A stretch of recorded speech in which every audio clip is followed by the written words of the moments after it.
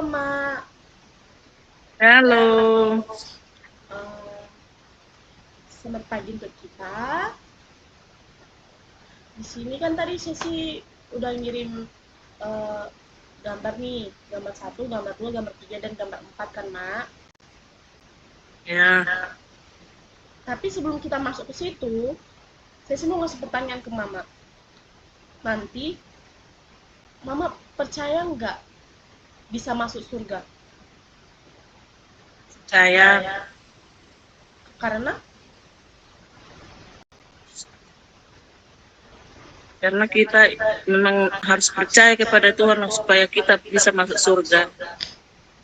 hmm, kalau contohnya kita berbuat jahat, eh, kita bisa masuk surga nggak? Makanya kita tinggalkan yang jahat supaya kita bisa percaya kepada Tuhan dan bisa masuk surga, Nah, melakukan hal-hal yang baik yang menyenangkan hati Tuhan. ya benar, Mak. Kita harus percaya kepada Tuhan, dikarenakan juga kan Tuhan telah disalibkan untuk menebus dosa kita manusia. Tuhan telah mengorbankan dirinya sendiri di kayu salib. Oke, di sini kita masuk ke gambar. Gambar 1 di sini dibilang dosa memisahkan manusia dari Allah. Betulnya itu, Mak, kalau dosa memisahkan kita dari Allah? Betul. Nah, Karena dosa itu adalah maut. ya benar. Di sini kan juga ada gambar manusia nih. Di sini dibilang ada Roma 3, 23, upah 6 ayat 23, Roma 6 ayat 23, Ibrani 9 ayat 27. Di sini juga di Roma 6 23 itu upah dosa ialah maut. Di gambar ini kita bisa melihat kita kan manusia nih, tapi dosa membuat kita terpisah di lautan api ini. Inilah dosa kita, Mak. Kita nggak bisa menyelamatkan diri sendiri, walaupun kita udah berbuat baik. Itulah mengapa banyak orang ragu apakah mereka akan masuk surga atau tidak. Tadi kan Mama nggak ragu dengan menjawab akan percaya akan masuk surga. Pada awalnya manusia itu diciptakan untuk bersekutu dengan Allah. Allah mengasihi manusia dan mempunyai rencana yang indah baginya. Itu sebabnya Allah menempatkan manusia di Taman Eden, yang taman begitu indah, lengkap buah-buahan. Pokoknya begitu indahnya lah, agar bisa dekat dengannya. Namun manusia jatuh ke dalam dosa, dan dosa itu menyebabkan hubungan dengan Allah terputus. Di Roma 3 ayat 23, semua orang telah berbuat dosa dan kehilangan kemuliaan Allah. Di Yesaya 59 ayat 2, tetapi yang merupakan pemisah antara kamu dan Allahmu ialah segala kejahatanmu. Contohnya nih, kita Sisi kasih ilustrasi ya, Mak. Kan mangga. Kalau dari luarnya cantik, kulitnya bagus, menurut Mama dalamnya bagus nggak? Manis nggak? Jadi maksudnya kalau buah itu di luarnya bagus, Iya, udah otomatis nggak di dalamnya itu bagus. kita nggak tahu. Yang tahu itu kan hanya Tuhan. Ya, uh, dari luar kan bisa tampak baik kan, Mak. Di dalamnya bisa aja terdapat ulat yang merusak atau kadang bahkan yang busuk. Begini, Tuhan melihat dengan hati, tapi kalau manusia melihat dengan mata. Iya, situ kan kita dapat ilustrasinya kan, Mak. Demikian juga dengan kita manusia. Dari luar bisa tampak baik, bahkan bisa bicara sama kita kayak haha hihi sama kita, padahal bisa aja di belakang kita paling diceritain. Tapi di luar kan udah tampak baik nih, tetapi di dalamnya ada dosa yang menjadikannya tidak layak di hadapan Allah, karena dosa manusia menghadapi hukuman yang kekal. Contohnya di Roma 6:23 itu, upah dosa adalah maut. Ibrani 9 ayat 27, manusia ditetapkan untuk mati satu kali, setelah itu dihakimi. Di sini di lautan api ini, di sini kan dibilang ada ayat Wahyu 21 ayat 8, di situ dibilang dosa membawa manusia ke dalam lautan api, yaitu perpisahan kekal dari Allah. Jadi bisa kita lihat dari sini, dosa membuat manusia terpisah dari Allah, dan tanpa jalan keluar, manusia akan menghadapi hukuman yang kekal. Maka kan di gambar ini kan kita nggak bisa sampai ke sini karena ada penghalang lautan dosa ini. Terus di gambar kedua, nih, usaha manusia sia-sia. Menurut Mama, di sini kan ada dibilang amal, pendidikan, hidup yang baik, agama. Kenapa dibilang usaha manusia sia-sia menurut Mama sendiri? Kenapa? Kenapa kita udah membuat amal nih, udah berbuat amal, pendidikan kita udah bagus, agama kita bisa dibilang oke juga, hidup yang baik lah, tapi tetap aja kita masih terpisah sama Allah. Kita nggak bisa menggapai Allah, mendapat keselamatan itu. Intinya kalau kita tidak percaya kepada Tuhan, kita nggak boleh masuk surga. Kita harus benar-benar percaya dan yakin kepada Tuhan. Iya, benar. Di sini kita mengetahui bahwa apapun yang kita lakukan kebaikan di dalam dunia ini, kalau kita tidak percaya kepada Tuhan, itu semuanya sia-sia. Makanya dibilangkan kita sih, Mak, kita mengetahui ada pemisah diantaranya, yaitu dosa tadi kan di lautan api. Manusia berusaha mencari jalan keselamatan dengan caranya sendiri. Dari kalau mereka berpikir dari udah berbuat amalnya aku, udah pendidikanku bagus, hidupku yang baik, dan agamaku, mereka kan udah berpikir pasti udah masuk surga nih. Namun semua usaha itu akan gagal karena dosa tetap menjadi penghalang. Balik lagi yang seperti Mama bilang, kita harus tetap percaya. Di Efesus 2 ayat 8 sampai 9, di lautan api itu, di tengah-tengah lautan api ini, di sini kan dikatakan sebab karena kasih karunia kamu diselamatkan oleh iman, itu bukan hasil usahamu tetapi pemberian Allah. Itu bukan hasil pekerjaanmu. Jangan ada orang yang memegahkan diri. Tidak ada usaha manusia yang bisa menjebati jurang dosa tersebut antar manusia dan Allah. Keselamatan bukanlah hasil manusia, tetapi pemberian Allah sesuai firman ini. Walaupun kita udah berpikir udah melakukan keempat-empat ini, belum tentu bisa kita melakukan keselamatan karena lagi-lagi kita belum percaya kepada Tuhan. Lanjut ke gambar 3. Allah jembatan keselamatan satu-satunya. Menurut Mama sendiri, kenapa Allah menjadi jembatan keselamatan satu-satunya? Karena hanya Tuhanlah yang layak kita sembah dan kita puja. Jadi melalui Tuhanlah hidup kita kepunyaan Tuhan, hidup kita milik Tuhan. Makanya hanya Tuhanlah juru selamat kita satu-satunya. Itu benar, karena juga manusia tidak bisa menyelamatkan dirinya sendiri. Balik lagi ke usaha sia-sia tadi kan, Mak. Jadi Allah sendiri menyediakan jalan keselamatan melalui Yesus Kristus tadi, yang dimana sudah disalibkan untuk kita untuk kita manusia. Di sini ada disebut 1 Korintus 15 ayat 3 sampai 4.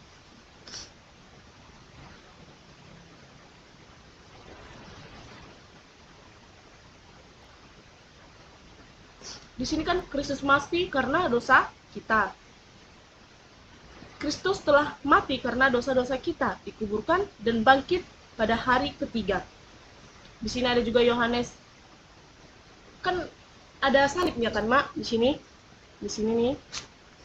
Yohanes 14 ayat 16 ayat 6. Akulah jalan kebenaran dan hidup. Tidak ada seorang pun yang datang kepada Bapa kalau tidak melalui aku.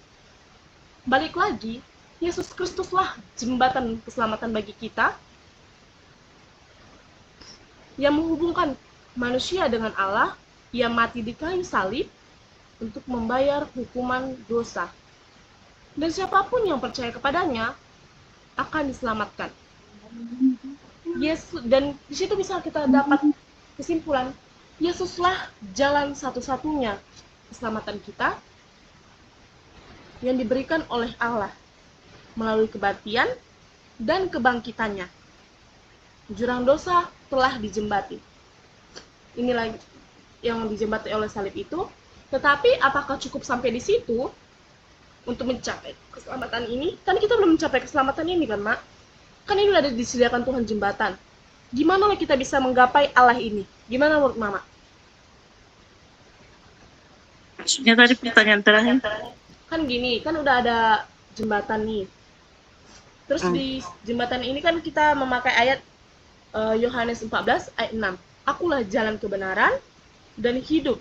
Tidak ada seorang pun yang datang kepada Bapa kalau tidak melalui aku. Kan di lautan api ini udah ada Efesus 2 ayat 89, Wahyu 21 ayat 8 yang tadi Sisi jelasin. Di sini kan ada. Jadi salib ini kayak jembatan, tapi tetap aja belum kita masih mendapat keselamatan ini. Karena apa menurut Mama? Kita tidak mendapat keselamatan itu. Iya, walaupun udah ada jembatan di sini. Kita harus berusaha benar-benar yakin kalau Tuhan itu selalu menyertai kita di baik suka maupun duka. Jadi kalau kita memang betul-betul yakin kepada Tuhan dan sungguh-sungguh apapun yang kita lalui, Tuhan selalu memberi jalan yang terbaik untuk kita. Oke. Jadi apapun halangannya di jalan itu, contohnya hidup kita ini kan penuh liku-liku ini. Adalah duka yang begitu sakit kali. Ada kadang kita mau patah hati, kadang kita nggak bisa lagi jalan keluar, tidak ada lagi sama sekali. Tapi kalau betul-betul kita yakin datang kepada Tuhan, makanya dibilang Tuhan akulah jalan satu-satunya. Hanya Tuhan yang bisa menyelamatkan kita, yang memberi jalan keluar dalam hidup kita ini. Coba kalau kita curhat sama manusia, yang adanya kan, coba kita nggak punya uang, nggak ada manusia bilang ini uang nah, pergilah. Pasti dia sabarlah kalau aku hanya doa yang kau yang sanggup aku lakukan. Tapi kalau kita datang kepada Tuhan berserah sepenuhnya, Tuhan akan memberikan jalan yang terbaik, jalan keluarnya. Contohnya waktu Mama sakit kali kehilangan adik. Tahunya Mama nangis, sudah Mama lah yang paling sakit di dunia ini, yang paling nggak disayang Tuhan. Siapapun nggak ada yang menyayangi, kok bisa lah anakku mati seperti itu. Tertahunya kalau kita selalu berdoa dan yakin kepada Tuhan, Tuhan akan menyembuhkan luka itu. Tuhan tidak membiarkan kita larut dalam kesedihan terus. Kalau kita percaya dan berdoa terus, berdoa kepada Tuhan, luka itu akan sembuh. Artinya kita bisa melupakannya sedikit demi sedikit. Jadi sembuh luka itu. Jadi kita itu bukan kebanggaan kita, udah bisa kita seperti ini. Tapi itu semua karena kebaikan Tuhan. Mak, kamera mau mati. Jadi ya benar yang Mama jelaskan. Di situ juga makanya kita harus percaya sama Tuhan kan, Mak. Biar kita selalu dilindungi Tuhan. Di sini di gambar 4, percaya pada Tuhan Yesus terlepas dari hukuman dosa. Cukupnya menurut Mama kita dapat mendengar, kita harus mendengarkan firman Tuhan dan percaya kepada Tuhan. Setelah kita mengetahui bahwa Yesus adalah jalan keselamatan, langkah terakhir bagaimana manusia bisa menerima keselamatan itu, yang pertama kita harus mendengar, lalu percaya. Setelah percaya kita harus menerima Dan melakukannya. Iya, dan melakukannya. Iya benar, Mak, dan melakukannya. Pas kalau kita melakukannya kan berarti kita menerima Yesus sebagai Tuhan dan Juru Selamat. Di sini di Yohanes 5 ayat 24, barang siapa yang mendengar perkataanku dan percaya kepada Dia yang mengutus aku, ia mempunyai hidup yang kekal dan tidak turut dihukum, sebab ia sudah pindah dari dalam maut ke dalam hidup. Di sini kan udah ada langkah kita hingga kita mencapai keselamatan itu. Karena kita percaya, mendengar, dan menerima Yesus sebagai Juru Selamat kita. Sehingga kita mempunyai hidup yang kekal sekarang, tidak turut dihukum untuk masa depan, sudah pindah dari dalam maut ke dalam hidup. Seperti kita taruh ilustrasi lah ya, Mak.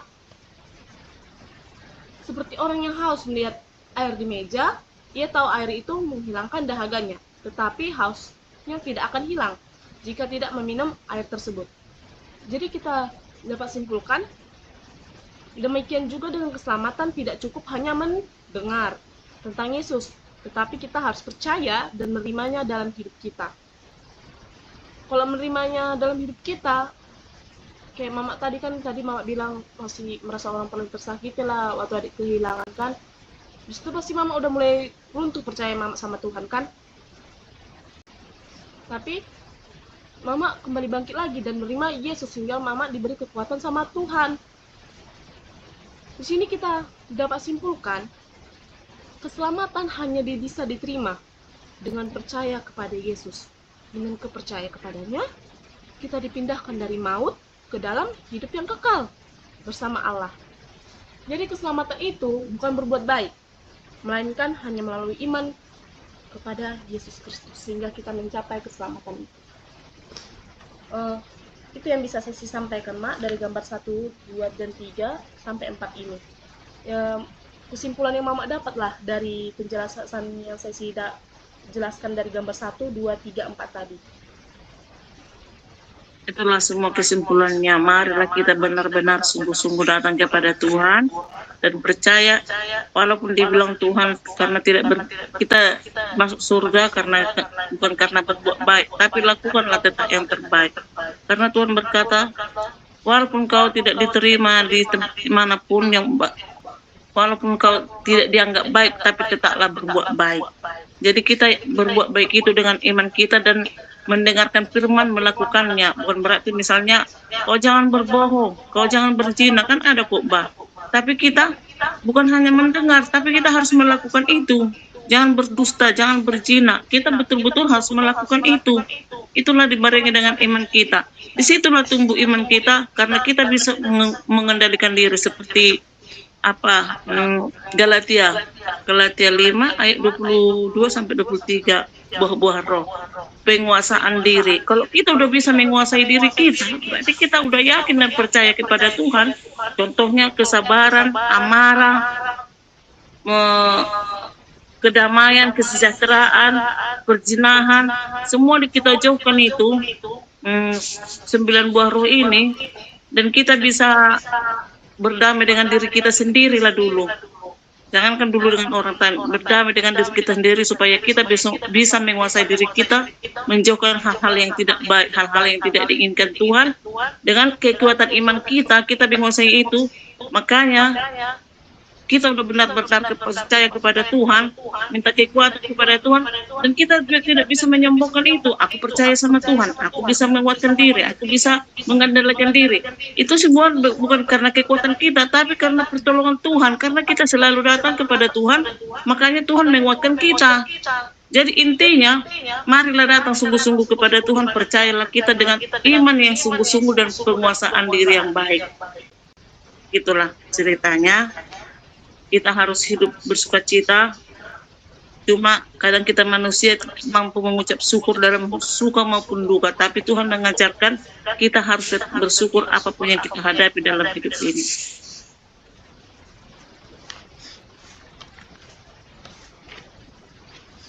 Berarti tetap apapun masalah kita harus berserah kepada Tuhan. Karena Tuhan adalah jembatan juru selamat. Tuhanlah. Nah, kita tadi karena kita sering merasa kita paling tersakiti, padahal ada yang lebih sayang kepada kita, yaitu Tuhan, yang lebih melindungi kita, yang lebih peduli sama kita. Makanya tidak ada datang kepada Tuhan kalau tidak melalui aku.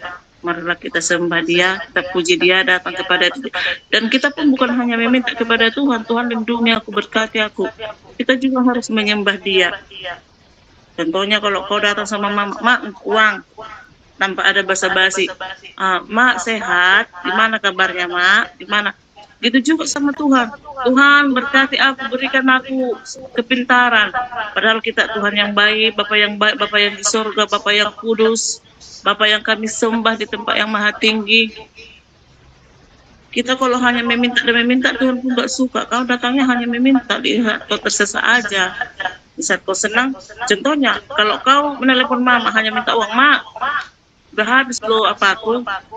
Tapi kalau lagi enak kau misalnya lagi ada uang, kau telepon mama, kan sakit hati juga mama. Nah seperti juga Tuhan, di waktu tersesat aja datang kepada Tuhan. Udah waktu senang nggak diingat, contohnya gitu loh.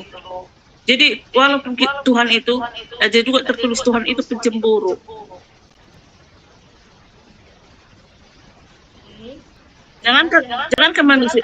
jangankan manusia dengan Tuhan itu bercemburu. Kalau kita menyembah yang lain. Oke. Terima kasih ya Mama sudah mendengarkan tentang pemberitaan Injil bahwa Tuhan Yesuslah, kita harus percaya Tuhan Yesus, dan Tuhan Yesuslah juru selamat kita. Shalom.